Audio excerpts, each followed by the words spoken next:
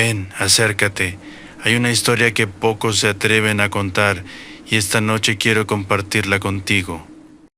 La leyenda de Barba Negra. La leyenda de Barba Negra. ¿Has escuchado alguna vez el sonido de una mecha ardiendo demasiado cerca de tu rostro? En mitad del mar, imagina el Atlántico en 1717. El viento empuja desde el este y el olor a sal se mezcla con brea caliente y madera húmeda. Las olas golpean el casco con un ritmo que no perdona distracciones. Frente a ti se abre el Caribe, un entramado de rutas comerciales que conectan puertos como Nassau, en las Bahamas, con Charlestown, hoy Charleston, en la colonia de Carolina del Sur. Azúcar, añil, ron, esclavos, tabaco, oro que cambia de manos bajo un sol inclemente. Y entre esas rutas, un nombre empieza a pronunciarse en voz baja: Edward Teach, o Touch, o Drummond. Los registros no se ponen de acuerdo, pero los marineros sí coinciden en algo. Cuando su barco aparecía en el horizonte, el aire se volvía más denso. Probablemente nacido en Bristol, Inglaterra, hacia 1680, Teach aprendió primero el oficio bajo bandera legal. Durante la Guerra de la Reina Ana, 1702-1713, sirvió como corsario. Eso significaba atacar barcos enemigos con permiso de la corona británica, un empleo brutal pero autorizado. Sin embargo, cuando la guerra terminó y las patentes de corso quedaron sin valor, muchos hombres quedaron flotando sin trabajo y con demasiada experiencia en violencia naval. ¿Y qué hace un marino armado sin sueldo y con hambre de fortuna? El Caribe de principios del siglo XVIII era un escenario perfecto para reinventarse. Nassau, en la isla de New Providence, se convirtió en refugio de piratas. Calles de arena blanca, tabernas con techos de palma, olor a ron derramado y pescado seco. Hombres con cicatrices visibles y otras más profundas. Allí, entre 1716 y 1717, Teach se unió a la tripulación de Benjamin Hornigold, un pirata que aún fingía cierto código de honor. Atacaba barcos franceses y españoles, evitaba a los británicos. Pero Teach no estaba hecho para obedecer demasiado tiempo. Las crónicas lo describen alto, de hombros anchos, mirada oscura y fija. Su barba negra caía espesa sobre el pecho, trenzada con cintas. En combate, encendía mechas lentas, cordones impregnados en salitre, y las colocaba bajo su sombrero. El humo envolvía su rostro, sus ojos brillaban entre la neblina ardiente. ¿Te imaginas verlo emerger entre la pólvora con chisporroteos crepitando junto a sus mejillas? No necesitaba disparar para dominar. Su arma principal era el teatro. Hacia finales de 1717, Teach capturó un barco francés negrero llamado La Concorde, cerca de Martinica. Lo transformó en algo más temible. Lo rebautizó Queen Anne's Revenge, la venganza de la reina Ana, un nombre que evocaba guerra, traición y memoria. Le instaló entre 40 y 50 cañones, un monstruo flotante de madera y hierro. Con esa nave no necesitaba esconderse en caletas, podía bloquear puertos enteros, y eso fue exactamente lo que hizo. Pero antes de sitiar ciudades, antes de que su nombre resonara desde Jamaica hasta Virginia, hubo una decisión crucial, una ruptura definitiva con cualquier atisbo de legalidad. En Nassau, bajo el calor sofocante de 1717, Edward Teach dejó atrás el disfraz de corsario y abrazó sin reservas la piratería. Y cuando izó su bandera negra por primera vez como capitán independiente, el Caribe contuvo el aliento, porque el humo en su barba no era simple espectáculo, era un aviso, y el primer puerto que sentiría su sombra ya estaba a la vista. El 22 de mayo de 1718, el amanecer en Charlestown, en la colonia de Carolina del Sur, no trajo tranquilidad. El aire olía a sal, madera recién cortada y arroz húmedo secándose en los almacenes junto al río Ashley. Las campanas de la iglesia de St. Philip aún no marcaban el ritmo completo del día cuando los vigías divisaron velas en el horizonte. No era una sola, eran varias. El puerto de Charlestown era joven pero ambicioso. Casas de madera pintadas en tonos claros, balcones que crujían con la brisa atlántica, calles de tierra que llevaban nombres que todavía hoy existen: Broad Street, Church Street, mercaderes con chalecos de lino, esclavos cargando sacos de índigo, niños descalzos persiguiendo perros entre barriles de ron. Y entonces el murmullo: barcos armados, demasiados cañones, una bandera negra. El Queen Anne's Revenge avanzaba con sus costados erizados de hierro. No venía solo. 4 embarcaciones más lo acompañaban, formando un bloqueo calculado. Ningún navío entraba, ninguno salía. ¿Puedes sentir el silencio que cae cuando una ciudad entiende que está atrapada? Durante casi una semana, Teach mantuvo el asedio. No bombardeó el puerto, no incendió los muelles, esperó. Detuvo varios barcos que intentaban cruzar la entrada del puerto, capturó pasajeros distinguidos, entre ellos miembros prominentes de la colonia.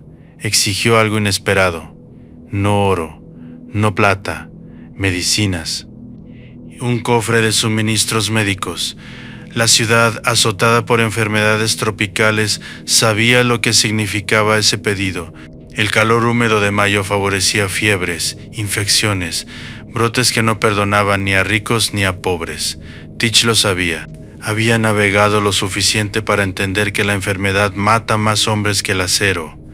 El gobernador Robert Johnson recibió el ultimátum. Imagina la escena. En una sala con ventanas abiertas al aire pegajoso, mapas extendidos sobre una mesa, plumas raspando pergamino, hombres sudando bajo pelucas empolvadas. La decisión era clara. Sin defensas navales suficientes, la ciudad debía negociar. El cofre fue entregado.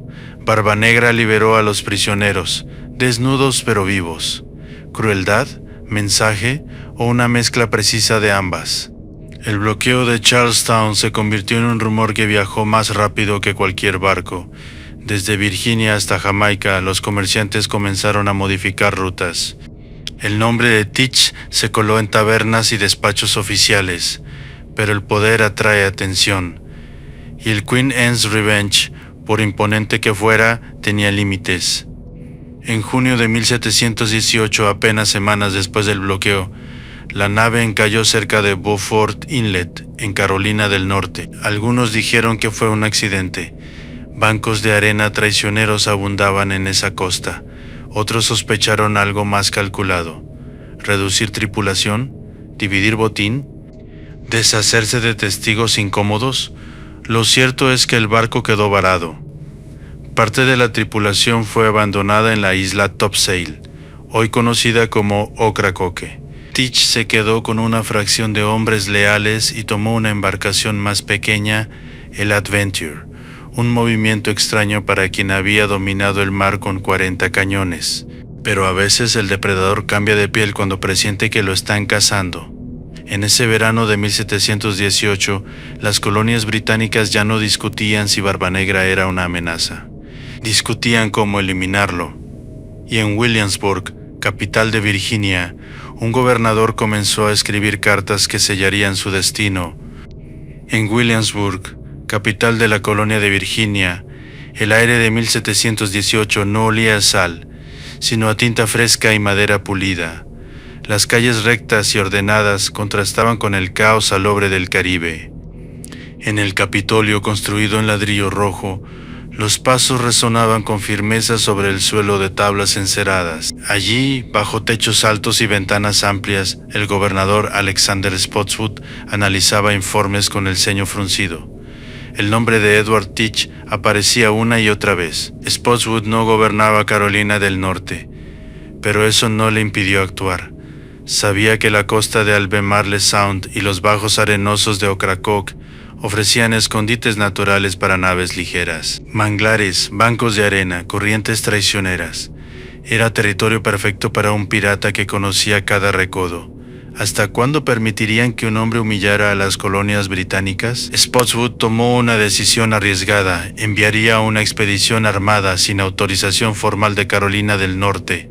El objetivo era claro: capturar o eliminar a Barbanegra.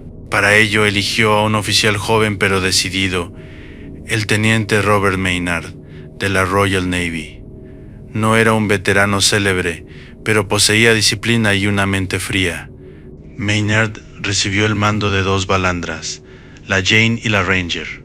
Embarcaciones ágiles, con poco calado, capaces de navegar aguas poco profundas donde un navío grande encallaría.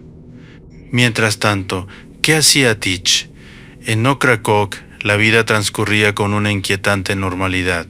Tabernas improvisadas, redes de pesca colgadas a secar, arena blanca que crujía bajo botas húmedas. Testimonios de la época los sitúan compartiendo ron con colonos locales, intercambiando bienes, incluso casándose, según algunas versiones, con una joven de Bath Town.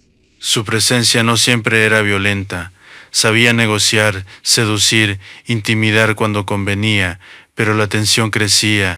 El 21 de noviembre de 1718, las balandras de Maynard se aproximaron sigilosamente a Ocracoke Inlet. El agua estaba turbia, verde oscuro, la marea descendía lentamente. Las aves marinas lanzaban gritos agudos sobre el viento frío del final de otoño. Maynard sabía que el enfrentamiento sería inminente. Al amanecer del 22 de noviembre, divisaron la embarcación de Teach, el Adventure, anclada en la ensenada. El humo de fogatas nocturnas aún flotaba abajo sobre la cubierta. Algunos piratas descansaban tras una noche de bebida. ¿Imprudencia? ¿Confianza excesiva? Maynard ordenó avanzar. El primer intercambio de fuego fue brutal. Los cañones del Adventure rugieron, levantando columnas de agua y astillas. La Ranger sufrió daños severos. Hombres cayeron. El olor a pólvora se mezcló con sangre fresca y salitre. Entonces ocurrió algo inesperado.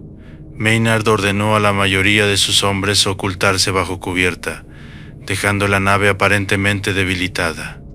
Desde el Adventure, Teach observó lo que parecía un barco casi vencido. ¿Una oportunidad para el golpe final? Con un grito ronco, Barbanegra dirigió el abordaje, saltó a la cubierta de la Jane. Pistolas cruzadas sobre el pecho, espada en mano, mechas encendidas bajo el sombrero, chisporroteando y envolviendo su rostro en humo. El combate fue cuerpo a cuerpo, hierro contra hierro, gritos, disparos a quemarropa, madera astillada. Maynard emergió desde la escotilla con sus hombres ocultos. La trampa se cerró. Teach disparó. Maynard respondió. Las crónicas hablan de al menos 5 heridas de bala y más de 20 cortes en el cuerpo del pirata antes de que finalmente cayera. Pero incluso herido, luchó con una furia que sorprendió a sus adversarios. ¿Era simple instinto de supervivencia o la negativa absoluta a arrodillarse? Cuando finalmente su cuerpo tocó la cubierta, el humo de sus mechas aún se elevaba hacia el cielo gris. Y lo que ocurrió después convertiría su muerte en algo más que un final. El mar estaba inquietantemente calmo cuando el cuerpo de Edward Teach dejó de moverse sobre la cubierta de la Jane. El combate había durado minutos que parecieron horas. Astillas incrustadas en la madera, sangre deslizándose hacia las ranuras del tablón, humo suspendido en el aire frío del 22 de noviembre de 1718. Robert Maynard respiraba con dificultad, tenía el uniforme rasgado y las manos manchadas. Frente a él yacía el hombre cuya sombra había recorrido el Caribe durante 2 años, 5 impactos de bala, más de 20 cortes de sable, y aún así había peleado hasta el último segundo. ¿Puedes imaginar la intensidad de ese instante? El silencio que queda cuando el enemigo que parecía invencible finalmente cae. Maynard no dudó, ordenó decapitar el cuerpo. No fue un gesto impulsivo, fue un mensaje. En el mundo marítimo del siglo XVIII, la autoridad se afirmaba con símbolos contundentes. La cabeza de Teach fue colocada en el bauprés de la nave, colgando como advertencia visible a cualquier barco que cruzara su camino. El resto del cuerpo fue arrojado al agua de Ocracoke Inlet. Algunos marineros juraron que, antes de hundirse, el cadáver sin cabeza rodeó la embarcación varias veces bajo la superficie, como si aún buscara combatir. ¿Superstición nacida del horror? ¿O el tipo de relato que el miedo fabrica cuando la sangre aún está fresca? La expedición regresó hacia Virginia. Cuando la Jane navegó río arriba por el James River, la cabeza de Barbanegra seguía colgando. Finalmente fue exhibida en la entrada del puerto de Hampton, en un punto que con el tiempo sería conocido como Blackbeard's Point.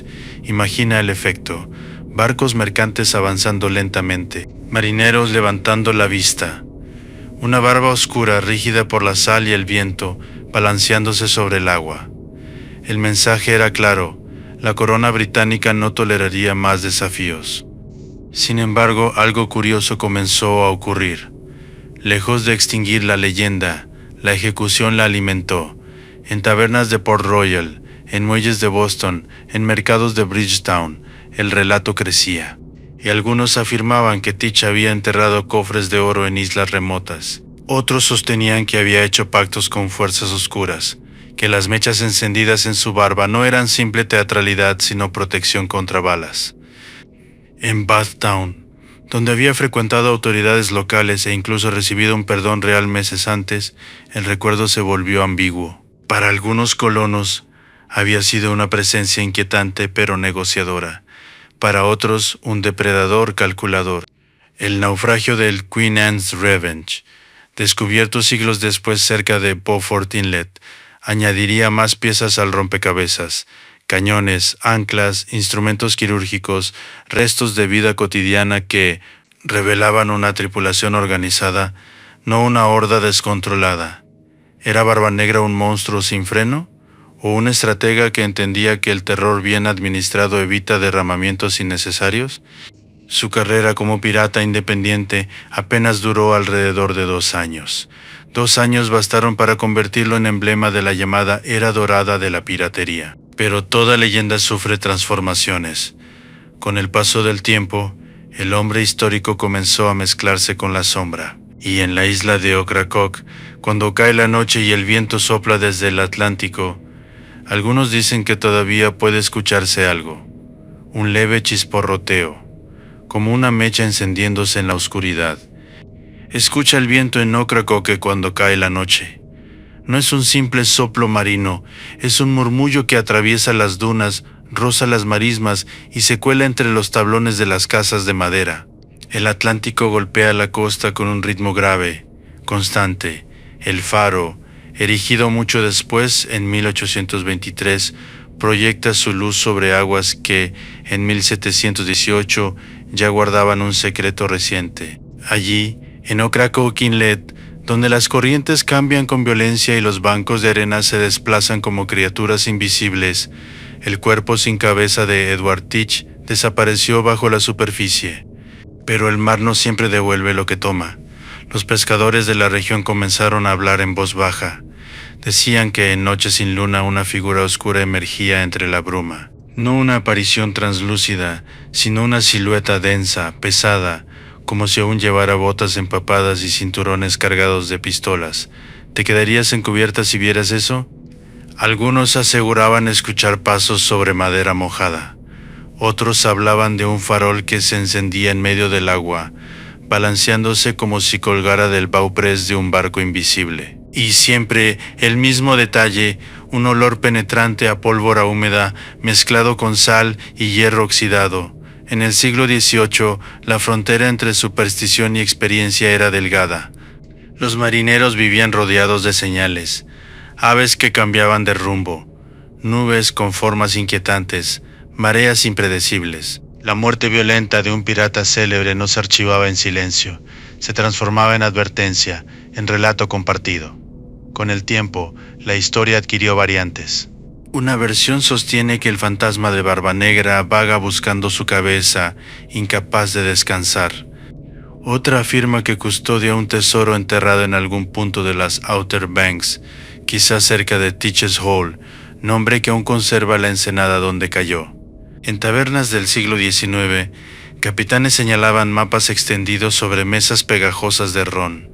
Aquí, decían, golpeando con el dedo una franja de costa entre Cape Hatteras y Ocracoke. Aquí enterró algo antes de morir. ¿Pero qué? Los registros históricos muestran botines importantes, sí, pero no fortunas imposibles. Oro, cacao, telas, instrumentos médicos, azúcar. Nada que explique una montaña de monedas ocultas bajo la arena. Y sin embargo, generaciones han cavado, porque la leyenda no se alimenta solo de hechos, se nutre de espacios en blanco. Incluso el carácter de Teach se volvió más complejo con los años. Algunos cronistas lo pintaron como un demonio sediento de sangre, otros como un líder que prefería el teatro del terror antes que el derramamiento innecesario. La mayoría de sus capturas se resolvían sin masacres. La intimidación era su herramienta principal. Imagínalo de pie en la cubierta, humo rodeando su rostro, voz grave proyectándose sobre el mar. Ríndanse ahora y vivirán. ¿Crueldad calculada? ¿Pragmatismo? En las aguas poco profundas de Carolina del Norte, donde la niebla puede descender en cuestión de minutos, cualquier silueta adquiere forma de presagio.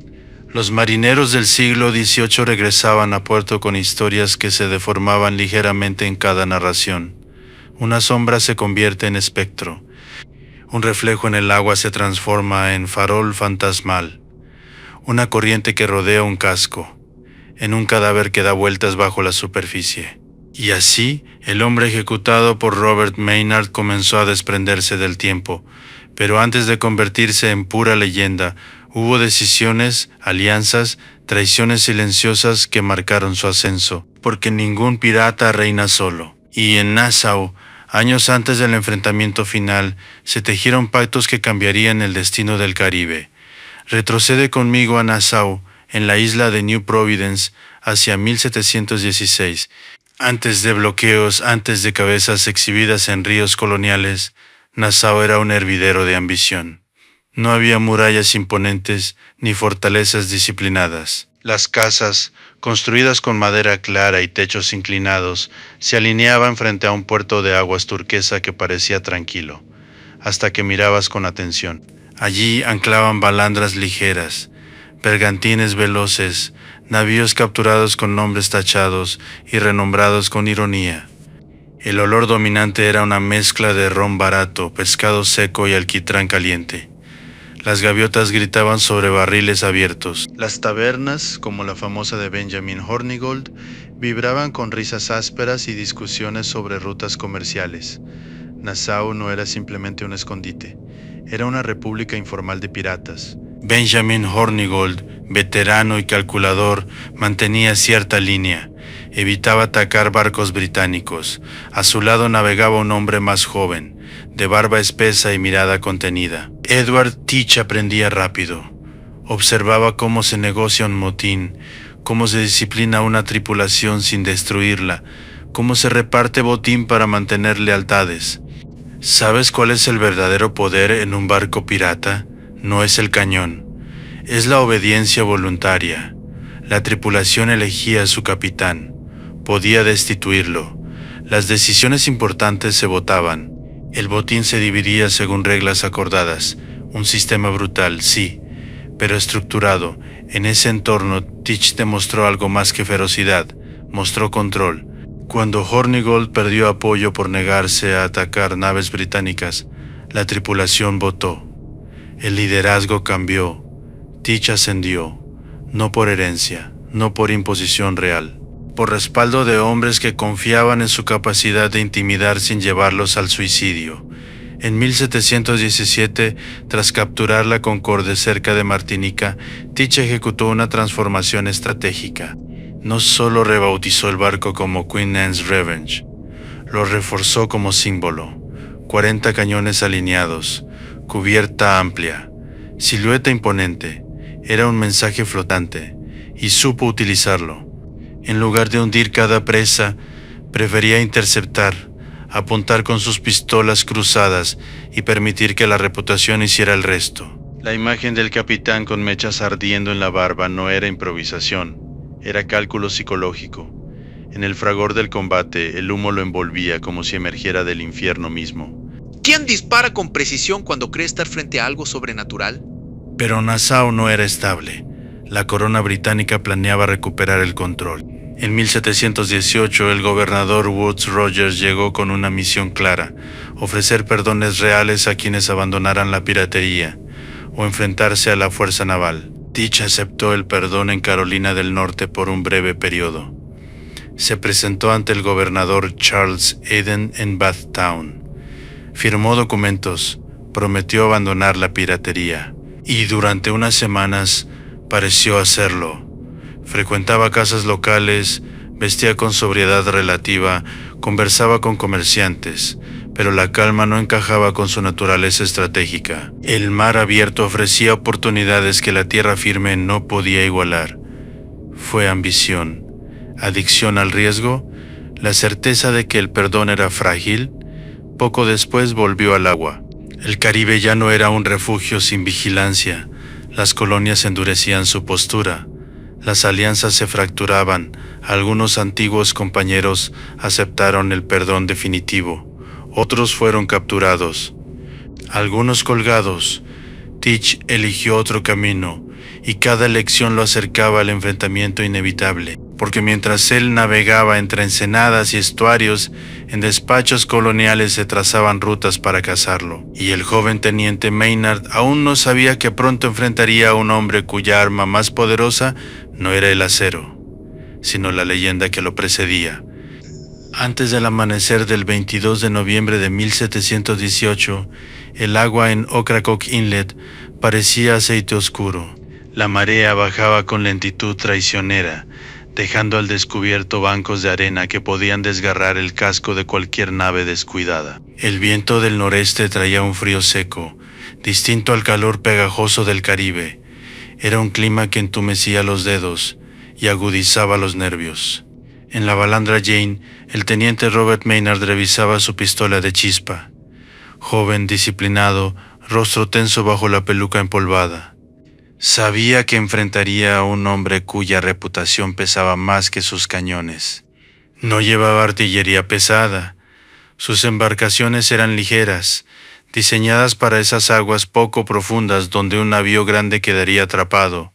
¿Te subirías a una nave sabiendo que tu adversario disfruta convertir el miedo en arma? Del otro lado, en el Adventure, Edward Teach había pasado la noche bebiendo con parte de su tripulación. No era descuido absoluto. Conocía las mareas, conocía el terreno, pero la confianza puede volverse filo doble. Algunos hombres dormían sobre la cubierta, envueltos en mantas ásperas. Otros limpiaban armas con manos aún torpes por el ron. Cuando divisaron las velas acercándose, el tiempo se comprimió. Teach dio órdenes con voz firme, grave. Su figura imponía incluso sin humo. Pero el ritual no faltó. Mechas lentas encendidas colocadas bajo el sombrero ancho, chisporroteo constante, una nube densa enmarcando su rostro. Pistolas cargadas en bandolera, sable listo. El primer intercambio fue devastador. El Adventure disparó con precisión, la Ranger quedó casi inutilizada. Astillas volaron como cuchillas, hombres cayeron al agua fría. El olor a pólvora quemada cubrió el aire. Maynard, viendo su cubierta diezmada, ejecutó la maniobra que definiría el enfrentamiento. Ordenó a sus hombres ocultarse bajo cubierta, dejando la Jane con apariencia vulnerable. Desde el Adventure la escena parecía clara, un enemigo debilitado, listo para ser rematado. ¿Atacarías? Teach lo hizo. Con un grito que cortó el viento, lideró el abordaje. Saltó a la cubierta contraria con la seguridad de quien ha dominado decenas de encuentros similares. Sus botas golpearon la madera con fuerza. Disparó una pistola casi a quemarropa. El humo envolvió a ambos bandos. Entonces, desde la escotilla, emergieron los hombres de Maynard. La trampa se cerró en segundos. El combate fue brutal y cercano. No había espacio para maniobras elegantes. Era empuje, acero, disparos que ensordecían. Teach avanzó como si cada herida fuera combustible. Un disparo lo alcanzó. Luego otro. Aún así, arremetió contra Maynard con sable levantado. Se encontraron frente a frente. Maynard disparó. Teach respondió con corte profundo. Un golpe final. Una estocada coordinada de varios marineros y el cuerpo del pirata se dio 5 balas, más de 20 cortes. Cayó sin pedir clemencia. Pero incluso en ese instante su figura no parecía derrotada. El humo aún ascendía desde las mechas bajo su sombrero. ¿Fue la caída de un hombre o el nacimiento definitivo de una historia? Mientras Maynard recuperaba el aliento y ordenaba asegurar el barco, algunos marineros miraban el agua oscura con inquietud. La marea seguía bajando. El viento no se había detenido. Y lo que harían con el cuerpo de Teach no solo enviaría un mensaje político, encendería algo que ni la muerte podría apagar, porque cuando el acero terminó su trabajo, comenzó el mito, y el acero había cumplido su tarea. Ahora tocaba el símbolo. En la cubierta de la Jane, mientras el sol de finales de noviembre ascendía con una luz pálida sobre Ocracoke Inlet, Robert Maynard tomó una decisión que no admitía dudas. No bastaba con la muerte. Había que demostrarla. El cuerpo de Edward Teach fue tendido sobre la madera aún húmeda, las botas empapadas, el cinturón con pistolas descargadas, la barba ennegrecida por humo seco y sangre coagulada. El hacha descendió. El sonido fue seco, corto, definitivo. ¿Puedes escucharlo? La cabeza fue alzada para que todos la vieran. Algunos marineros evitaron la mirada, otros se obligaron a sostenerla. La barba, aún trenzada en mechones, se balanceaba con el viento. Las mechas apagadas colgaban como cordones chamuscados. Maynard ordenó colocarla en el bauprés. El viaje de regreso por la costa de Carolina del Norte fue lento. Las aguas poco profundas exigían atención constante. Cada banco de arena podía encallar la nave. Y allí, al frente, como una grotesca proa viviente, el rostro inmóvil del hombre que había bloqueado Charlestown meses antes. Cuando la expedición navegó hacia el norte y entró en el James River, en Virginia, el espectáculo ya era conocido. La noticia corría más rápido que cualquier vela. En Hampton, en la desembocadura, la cabeza fue exhibida como advertencia. El punto sería recordado durante generaciones como Blackbeard's Point. Imagina a los mercaderes cruzando el río. Las velas recogidas, el crujir de las amarras, levantan la vista y allí está. La barba endurecida por el aire frío, los rasgos tensos, la boca entreabierta como si aún fuera a pronunciar una amenaza. Un mensaje directo a cualquiera que pensara seguir el mismo camino. Pero los símbolos no siempre funcionan como se espera. En lugar de disipar la historia, la amplificaron. Los marineros que regresaban a Boston o Bridgetown describían el combate con detalles cada vez más vívidos. Algunos juraban que Teach había reído mientras sangraba. Otros aseguraban que, tras caer al agua el cuerpo decapitado, una corriente lo hizo rodear la nave varias veces antes de hundirse. El relato adquirió fuerza propia. En las Outer Banks los pescadores comenzaron a señalar una zona concreta. Teach's Hole. Decían que allí el agua se vuelve más oscura al atardecer, que en noches sin luna se escucha un golpe rítmico, como botas sobre cubierta, que un farol aparece a ras del agua balanceándose con una luz amarillenta. ¿Reflejos sobre la marea? ¿O memoria colectiva transformada en visión? Con el paso de las décadas, la figura histórica se mezcló con imaginación popular. Se habló de cofres enterrados entre dunas movedizas, de mapas invisibles marcados con símbolos crípticos, de rituales para apaciguar su espíritu. Sin embargo, bajo la arena y el mito, los restos del Queen Anne's Revens permanecían donde encallaron en 1718 cerca de Beaufort Inlet. Cañones dispersos, anclas pesadas, instrumentos quirúrgicos que revelaban la crudeza de la vida a bordo. La realidad y la leyenda se entrelazaban como las trenzas de su barba. Y mientras el Imperio Británico reforzaba su presencia en el Atlántico, la era dorada de la piratería comenzaba a cerrarse. Pero cerrar una era no significa borrar su eco, porque hay historias que se niegan a hundirse, y Barbanegra, con apenas 2 años de reinado pirata, había dejado una marca que el tiempo no diluyó. La pregunta ya no era cómo murió, sino por qué seguimos escuchándolo. Y la respuesta puede encontrarse en algo más profundo que el oro. ¿Por qué un hombre cuya carrera pirata independiente apenas se extendió entre 1716 y 1718 sigue ocupando más espacio en la memoria que muchos almirantes con décadas de servicio? Piensa en el contexto. A comienzos del siglo XVIII, el Atlántico era una arteria comercial vital. Desde Bridgetown en Barbados hasta Boston, desde Port Royal en Jamaica hasta Charleston, barcos cargados de azúcar, cacao, esclavos y tabaco cruzaban rutas definidas por vientos constantes, los alisios hacia el oeste, las corrientes del Golfo hacia el norte.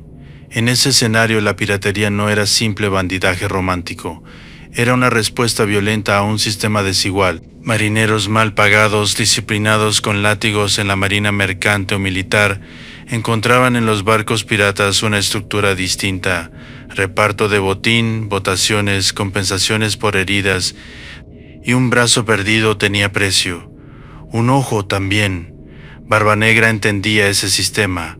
No gobernaba solo por miedo, gobernaba porque sabía cuándo usarlo. Las crónicas del capitán Charles Johnson, seudónimo bajo el cual se publicó en 1724 A General History of the Pirates, ayudaron a fijar su imagen.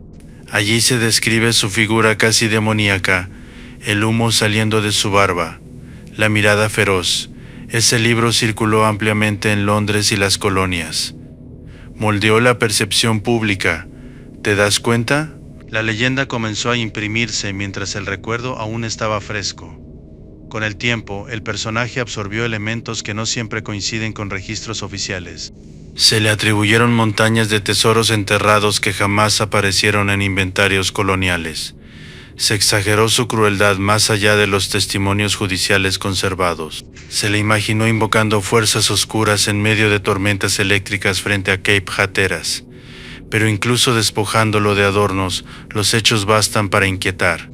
Bloqueó Charlestown durante casi una semana. Transformó un barco esclavista francés en una fortaleza flotante de más de 40 cañones. Aceptó un perdón real y regresó al mar. Murió combatiendo cuerpo a cuerpo contra un oficial de la Royal Navy. No son gestos menores. En las Outer Banks, donde la costa se curva y el océano devora tierra cada temporada de huracanes, el paisaje mismo parece cómplice de historias persistentes. La arena cambia de lugar. Los restos emergen y desaparecen. Lo que hoy está enterrado, mañana queda expuesto, como si el pasado respirara bajo la superficie. A finales del siglo XVIII, cuando la piratería atlántica había disminuido drásticamente, el nombre de Barbanegra ya se había convertido en advertencia para niños y en brindis entre marineros veteranos. Su figura comenzó a aparecer en relatos teatrales, más tarde en novelas, después en ilustraciones con sombreros exagerados y calaveras ondeando al viento. El hombre real se transformaba. Pero hay algo que permanece intacto: la escena final, el enfrentamiento en Ocracoke, el humo, el acero, el cuerpo cayendo, la cabeza balanceándose en el bauprés mientras la nave remonta el James River. Cierra los ojos un momento, escucha el crujido de la madera, el golpe del agua contra el casco, el chisporroteo tenue de una mecha encendida demasiado cerca de la piel. ¿Es el eco de un truco teatral o la señal de que algunas presencias no se resignan al olvido? Porque la leyenda de Barbanegra no se sostiene solo en el terror, se sostiene en la imagen. Y la imagen, cuando es poderosa, desafía el tiempo. Pero aún queda una pregunta suspendida en el aire salino de Carolina del Norte. ¿Dónde termina el hombre? ¿Y dónde comienza el mito? ¿Dónde termina el hombre? ¿Y dónde comienza el mito? Si viajas hoy a las Outer Banks de Carolina del Norte y te sitúas frente a las aguas cambiantes de Ocracoke Inlet, no verás galeones ni banderas negras. Verás lanchas de pesca, arena clara, dunas moldeadas por el viento. El océano respira con la misma cadencia que en 1718. Las corrientes siguen siendo traicioneras. Los bancos de arena continúan desplazándose como si ocultaran algo que no desea ser encontrado. Bajo esas aguas, cerca de Beaufort Inlet, yacen los restos identificados del Queen Anne's Revenge, hallados en 1996, cañones dispersos, anclas pesadas, balas de plomo, instrumentos quirúrgicos, fragmentos de cerámica. Objetos que hablan de disciplina, de organización, de una tripulación que necesitaba médicos tanto como artilleros. Nada en esos restos grita fantasma. Y, sin embargo, la historia insiste, porque Edward Teach no fue simplemente un pirata con barba llamativa. Fue un estratega que comprendió el poder de la imagen en una época donde el rumor viajaba más rápido que las balas. Encendía mechas en su barba para distorsionar su rostro, no para quemarse sino para sembrar incertidumbre. Convertía el combate en espectáculo, transformaba la rendición en acto casi inevitable. ¿No es eso, en el fondo, una forma de dominio más eficaz que la violencia ciega? Su carrera fue breve, intensa, calculada. Entre 1716 y noviembre de 1718, construyó una reputación que sobrevivió 3 siglos. Mientras otros piratas quedaron archivados en registros judiciales, Barbanegra cruzó la frontera hacia la cultura popular. Su figura pasó de los muelles de Nassau a libros londinenses, de crónicas coloniales a relatos transmitidos junto al fuego, pero la esencia permanece en un punto preciso del mapa. Y 22 de noviembre de 1718, Ocracoke, un enfrentamiento al amanecer, humo sobre madera mojada, acero contra acero, un teniente decidido, un capitán que no retrocede, y luego el gesto final, la cabeza colgando del bauprés balanceándose sobre el agua gris del James River, como advertencia a todo el Atlántico británico. Sin embargo, cada advertencia genera fascinación. Cada castigo ejemplar alimenta preguntas. En noches sin luna, cuando el viento golpea las dunas y el mar se oscurece más de lo habitual, algunos pescadores todavía evitan ciertas zonas. Dicen que la brújula vibra, que una luz aparece brevemente donde no debería verla, que el sonido no es solo el del agua, sino algo más, algo rítmico, como pasos sobre cubierta. ¿Es sugestión heredada? ¿Memoria colectiva? ¿O la persistencia de una figura que entendió mejor que nadie cómo sembrarse en la imaginación ajena? No hay tesoro confirmado esperando ser desenterrado. No hay mapa con una X definitiva. Y hay en cambio una imagen. Un hombre alto, barba oscura trenzada, humo ascendiendo alrededor de su rostro mientras el mar se abre ante él. Escucha, el viento sopla. El agua golpea y en algún punto entre la historia documentada y la sombra que se niega a disiparse, Barbanegra sigue navegando. ¿Te atreverías a mirar hacia el horizonte si una vela negra apareciera ahora mismo